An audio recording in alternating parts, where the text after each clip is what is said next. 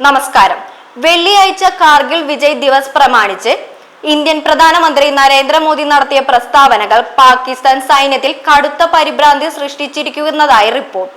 പ്രധാനമന്ത്രിയുടെ പ്രസ്താവനകൾക്ക് ശേഷം ഇന്ത്യ പാക് അതിർത്തിയിൽ പാകിസ്ഥാൻ കൂടുതൽ സൈനികരെ വിന്യസിച്ചിട്ടുണ്ട്. ഭീകരവാദത്തിന്റെ രക്ഷാധികാരികൾക്ക് എന്ന് വിശേഷിപ്പിച്ചുകൊണ്ടായിരുന്നു പ്രധാനമന്ത്രി നരേന്ദ്രമോദി ഇന്ന് പാകിസ്ഥാന് കടുത്ത മുന്നറിയിപ്പ് നൽകിയിരിക്കുന്നത്. പാകിസ്ഥാൻ സൈന്യത്തിന്റെ 2 ബ്രിഗേഡുകളിൽ ആണ് മോദിയുടെ പ്രസ്താവനകൾക്ക് ശേഷം കൂടുതൽ സൈനികരെ വിന്യസിച്ചിട്ടുള്ളത്. 3 പോക് ബ്രിഗേഡും 2 പോക് ബ്രിഗേഡും അതിന്റെ എക്സ് കോർപ്സിന്റെ 23ാമത്തെ ഇൻഫൻട്രി ഡിവിഷനിൽ ഉണ്ടായിരുന്നതിൽ കൂടുതൽ സൈനികരെ വിന്യസിച്ചാണ് റിപ്പോർട്ടുകൾ സൂചിപ്പിക്കുന്നത്. കൂടാതെ പാക് സൈനിക മേധാവി പാക് അധീന കാശ്മീരിലെ എല്ലാ മുതിർന്ന ഉദ്യോഗസ്ഥന്മാരെയും വീഡിയോ കോൺഫറൻസിംഗ് വഴി ആശയവിനിമയം നടത്തിയതായും പാക് മാധ്യമങ്ങളും ഇന്ത്യൻ ദേശീയ മാധ്യമങ്ങളും റിപ്പോർട്ട് ചെയ്തിട്ടുണ്ട്.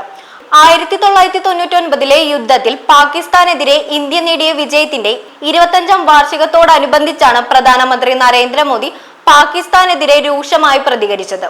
വെള്ളിയാഴ്ച ദ്രാസ് യുദ്ധ സ്മാരകത്തിൽ കാർഗിൽ യുദ്ധത്തിൽ വീരമൃത്യു വരിച്ചവർക്ക് ആദരാഞ്ജലികൾ അർപ്പിക്കുന്ന വേളയിലായിരുന്നു പ്രധാനമന്ത്രിയുടെ പ്രതികരണം. പാകിസ്ഥാന് ഇന്ത്യ ശക്തമായ ഒരു സമ്മാനം നൽകുന്നുണ്ടെന്നും അത് കൃത്യമായ മറുപടി ആയിരിക്കുമെന്നും മോദി വ്യക്തമാക്കി. ഭീകരതയുടെ യജമാനന്മാർക്ക് എന്റെ ശബ്ദം നേരിട്ട് കേൾക്കാൻ കഴിയുന്ന ഒരു സ്ഥലത്തു നിന്നാണ് താനിത് പറയുന്നത് എന്നും മോദി തന്റെ പ്രസംഗത്തിൽ വ്യക്തമാക്കിയിരിക്കുന്നു. News desk Bharathabhoomi.